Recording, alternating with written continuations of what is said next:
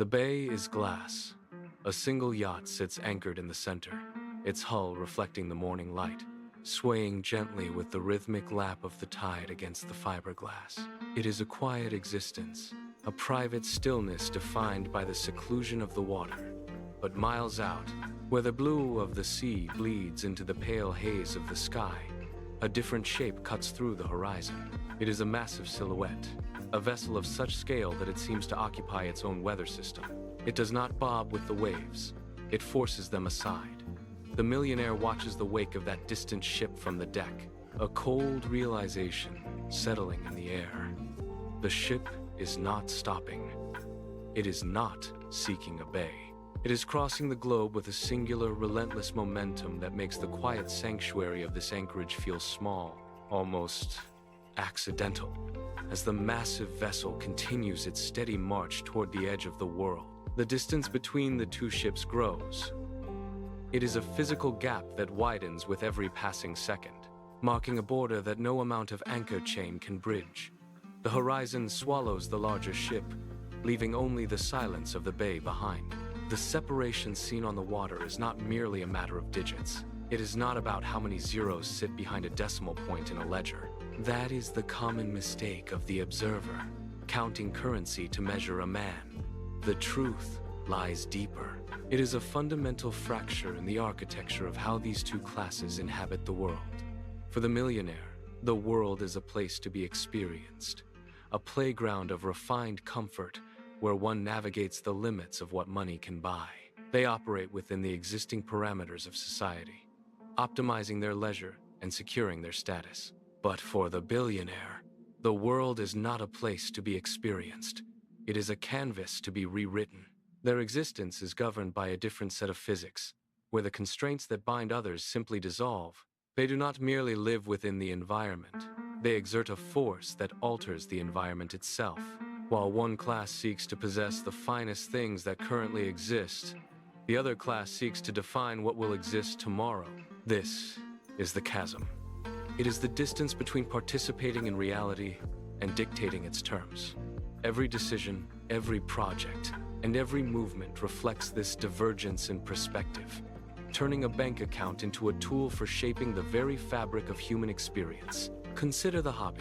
For the millionaire, the pursuit of leisure is anchored in the tangible, in the act of gathering and refining what is already here. It is the quiet dedication of a Saturday afternoon spent in a climate-controlled space, the air thick with the scent of high-grade oil and aged metal. They approach a classic car, not as a transport device, but as a puzzle of engineering to be returned to its factory state. Every bolt is polished, every internal mechanism calibrated by hand, until the engine turns over with the exact sound it made decades ago. It is a labor of precision that demands time and personal attention. Elsewhere, the focus shifts to the page. A rare comic book, protected behind layers of archival glass, represents a specific history that the collector alone preserves. They track down the first editions, the flawed prints, the rare variants that others overlook. These are not projects to change the world. They are efforts to curate a private slice of it. The satisfaction comes from the completion of the collection or the final turn of a wrench, a visceral connection between the owner and the object. It is a mastery of the existing, a pursuit defined by the meticulous care of the things they hold in their own hands. Yet, some millionaires push these boundaries of scale. They do not merely curate, they reclaim. Take the derelict amusement park, a skeleton of rusted steel and rotted wood, left to succumb to the elements. It was a landscape of silence, where the Ferris wheel stood as a frozen monument to past joy. Then came the intervention. Resources poured into the site, not for profit, but for the specific, singular purpose of restoration. Teams worked through the seasons, stripping away the invasive vines, lubricating the seized gears, and rewiring the miles of dead cable that snaked beneath the midway. It was a massive mobilization of capital to resurrect a ghost. The project reached its peak on a Tuesday night. The generator hummed, the vibration traveling through the soles of the boots. And then, the circuit closed. A single bulb flickered, then another, until the entire perimeter erupted in light. The hum of the rides returned, a mechanical heartbeat in the dark. To see the lights bloom against the night sky was the objective. It was the thrill of commanding a dead space to wake up, a private reclamation of a forgotten history, fueled by the sheer power of resources to force the world to remember what it had discarded. For the billionaire, the hobby is not a restoration of the past, but a fundamental reshaping of reality itself. They do not look to revive what has been discarded. They look to build what has never existed. Consider the scale of the clock commissioned by Jeff Bezos. It is not an object for a shelf or a collector's room. It is a monument designed to tick for 10 millennia, buried deep within the solid granite of a mountain. To construct it, crews had to blast through the rock, creating vast, silent chambers where the air remains still and the temperature never wavers. Every gear is engineered to withstand the slow erosion of centuries. The clock is a massive, rhythmic machine that counts intervals of time beyond any human lifespan. It is not meant to be checked on a daily basis. It is meant to endure, a physical anchor buried in the earth that operates in defiance of the immediate present. When the hammer strikes the stone to set the final component, the intent is clear. This is not about the joy of an amusement park or the shine of a restored engine. It is about planting a mechanical heart into the planet that will continue to beat long after the landscape around it has changed, forcing time itself to conform to a singular, calculated design. The billionaire's reach extends far beyond the subterranean stillness of a mountain. For Elon Musk, the project is not merely to build, but to escape the gravity of Earth itself. He pivoted his focus from digital commerce to the literal logistics of interplanetary colonization. It involves the brutal, repetitive testing of rockets that stand as towers of steel on the launch pad. Every static fire test and engine ignition is a step toward the red horizon of Mars, treating the planet as a future destination for a new civilization. Meanwhile, Bill Gates operates at the opposite end of the physical spectrum. He shifted his resources to the molecular level, funding machines designed to solve the most fundamental constraint of human survival. These are not grand monuments, but compact units of engineering. Inside these chambers, waste is stripped, filtered, and processed at a chemical level until it flows as clean, potable water. It is a direct intervention in the health of entire regions, converting the byproduct of human existence into a life-sustaining resource. While one looks to the stars to expand the map of human territory, the other looks to the laboratory to secure the biological future of the population. Both bypass the traditional pace of institutional progress, instead applying massive, directed force to reshape the basic conditions of existence on a global and interplanetary scale. The millionaire approaches travel as a curator of the surreal. They do not seek to conquer or reshape the planet. They seek to harvest its most fleeting optical wonders. In the salt flats of Bolivia, they step out of their transport and wait for the precise moment when the horizon vanishes. The ground is a thin sheet of water, reflecting the sky so perfectly that the line between Earth and atmosphere disappears. They pace across the crust, camera in hand, calculating angles to capture the illusion of walking through clouds. It is a hunt for a singular, breathtaking frame. If the weather shifts or the wind ripples the surface, the effect is gone. They pivot to Japan, searching for the bioluminescent beaches where the tide glows with a rhythmic, pulsing blue. They stand at the water's edge, watching the foam ignite with light at every touch of the surf. It is an expensive pursuit of the temporary.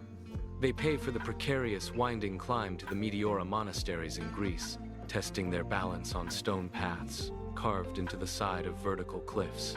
Every trip is a deliberate effort to collect moments of beauty, a sequence of rare sights, captured and stored as proof of a life lived in pursuit of the extraordinary.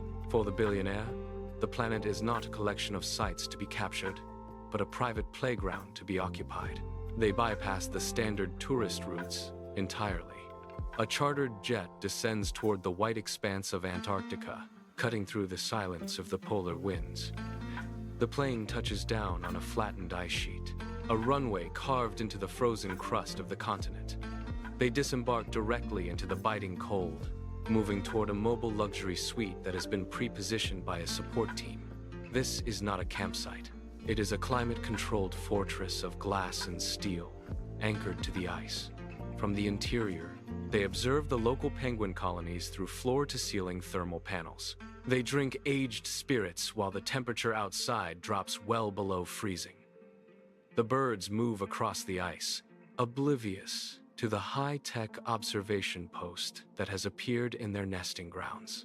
The billionaire monitors the landscape from a lounge chair, effectively commanding a view that remains inaccessible to the rest of the world. It is the ultimate assertion of control, transforming one of the most inhospitable environments on the globe into a private viewing gallery where the rugged wild is reduced to a backdrop for personal indulgence. The scale shifts from the frozen south to the absolute isolation of the Maldives. Here, the billionaire claims entire islands as personal territory, drawing a perimeter that no outsider can cross. The local topography is stripped of its public utility, converted into a silent private domain. Inside the villa, the air is still.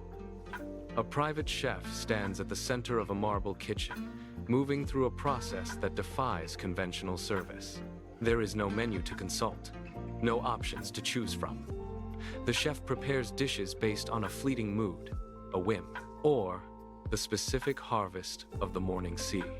Ingredients are sourced, plated, and served as singular, unrepeatable events. The plate is cleared, the memory of the meal is discarded, and the next creation begins. Outside, the tide hits the sand in rhythm with the silence of a world where no other voices exist. There are no neighbors, no schedules, and no observers.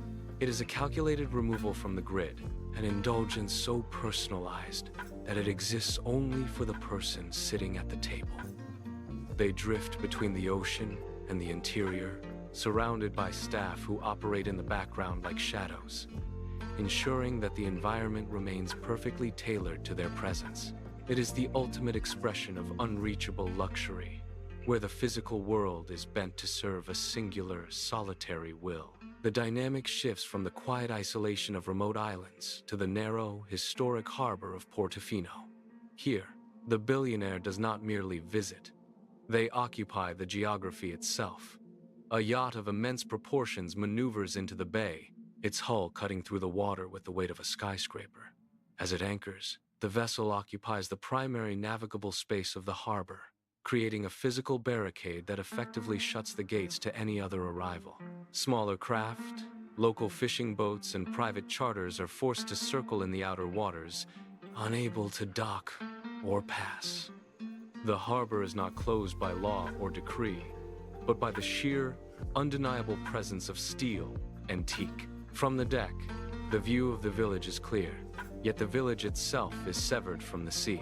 Anyone not arriving on a vessel of equal or greater status finds the path to the quay blocked. It is a calculated exercise in territorial dominance, where the infrastructure of a public town is repurposed to facilitate a singular, exclusive experience. The water becomes a moat, the harbor becomes a private estate, and the flow of the world stops at the edge of the anchor chain. The billionaire watches the shoreline from the upper deck, observing a landscape that has been forced to pause because of their arrival. While the billionaire retreats into the shadows of exclusive harbors, the millionaire moves toward the center of the stadium lights. For them, status is not a hidden asset, but a public performance. They secure front-row seats at the NBA Finals, positioning themselves where the cameras are guaranteed to pan. As the game pauses, they watch the massive screen hanging above the court, waiting for their own face to materialize in high definition. The Jumbotron becomes the ultimate validator. When the camera shifts, they lean forward, acknowledging the projection with a practiced nod. This is the currency of the millionaire, the thrill of being part of the spectacle and the immediate feedback of the crowd. They do not seek to influence the architecture of global power. They seek to be recognized by the thousands in the stands. The roar of the arena, the flash of the camera, and the temporary fame of being featured on the giant display fill the space left by their ambition. It is a physical rush, a moment of validation that confirms their rise in the social hierarchy. They settle back into their seat, watching the game, but their attention remains fixed on the screen, waiting for the camera to return and capture them once more among the elite. The spotlight of the arena is replaced by the heavy, soundproofed silence of the Bilderberg meeting. Here, the rules of the hierarchy invert completely. There are no cameras, no giant screens, and no crowd to applaud.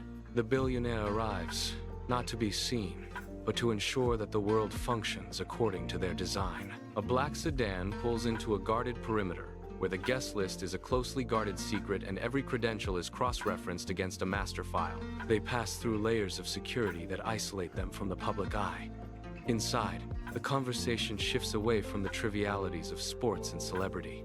The agenda is focused on the architecture of global influence, the flow of capital, and the shifting power of nations. Decisions made in these chairs will ripple through markets long after the meeting concludes. They do not seek validation from the masses. They seek to steer the systems that govern them. The atmosphere is stark, professional, and devoid of performative vanity. They sit at long tables, voices kept low, exchanging information that dictates the trajectory of industry and policy. To be here is to move beyond the spectacle, entering the quiet, high-stakes engine room where the future is actively constructed. The quiet of the boardroom gives way to the hum of high-performance engineering. Transport is the next frontier of this divergence. For the millionaire, movement is defined by the roar of an engine, a visceral experience of speed on an open highway. They seek the G-force that pushes them back into their seat, the mechanical scream of a high-revving engine that signals arrival before they even reach the destination. But for the billionaire, the machinery of travel transcends mere speed. They move toward objects that defy standard categorization. They invest in custom commissions, singular pieces of automotive art that move with a precision unknown to the public. These are not cars in the traditional sense. They are concepts brought to life. Imagine vehicles that lack steering wheels entirely, machines that glide sideways, or vessels that feature integrated cooling systems and picnic sets built directly into the frame. The billionaire navigates the world in spaces that are private, mobile, and engineered to exist outside the constraints of the road. As the millionaire focuses on the sensation of the drive, the billionaire focuses on the total control of their environment, moving through the world and craft that prioritize custom innovation over the familiar roar of combustion.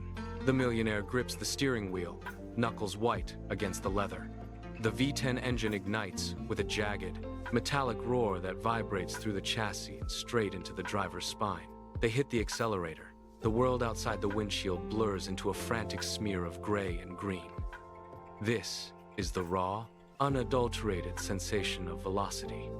The G-force pins their torso against the seat, a crushing weight that demands total focus.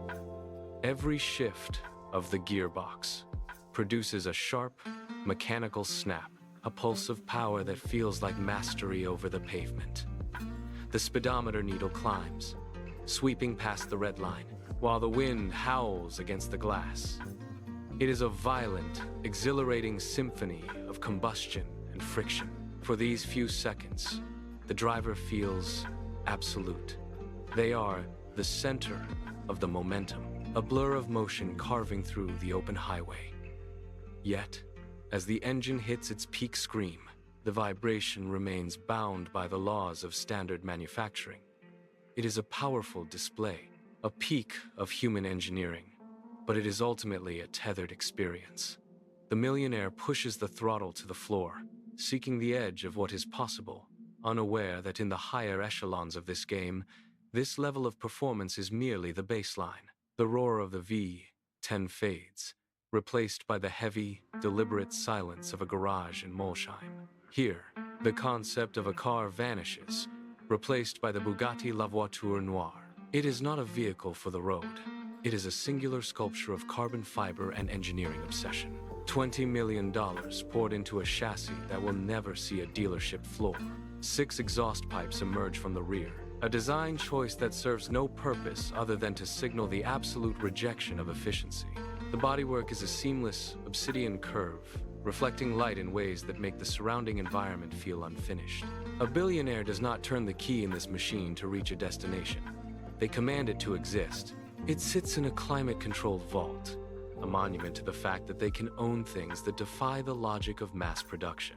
While the millionaire measures status in horsepower and lap times, the billionaire measures it in the ability to commission a piece of automotive history that exists in only one copy on the entire planet. To touch the surface of this machine is to feel the weight of a world where money has been converted into pure, immovable art.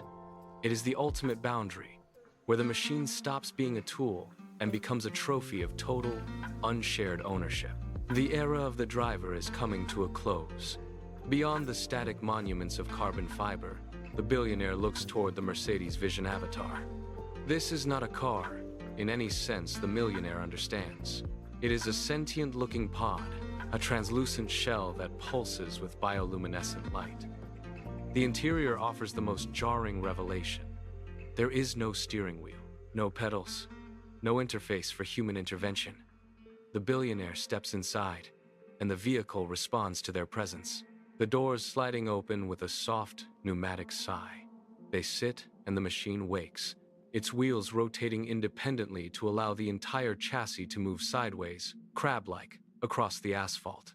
It navigates with a silent, eerie grace that makes the roar of a V10 engine feel like a relic of the Stone Age. The billionaire does not need to steer, because they have reached a level of influence where they no longer participate in the mechanics of their own movement. They are passengers in a reality they have designed, watching the world slide past while the machine calculates the path. The lack of a wheel is the final, absolute statement. They have moved beyond the need to control the machine, because they have already taken control of the road itself. The journey continues, but the destination is no longer a place on a map. It is a room in Spain, silent and white, where the table is set for a performance that defies the laws of nature. The billionaire sits, and the waiter places a specialized headset over their eyes. The physical world vanishes.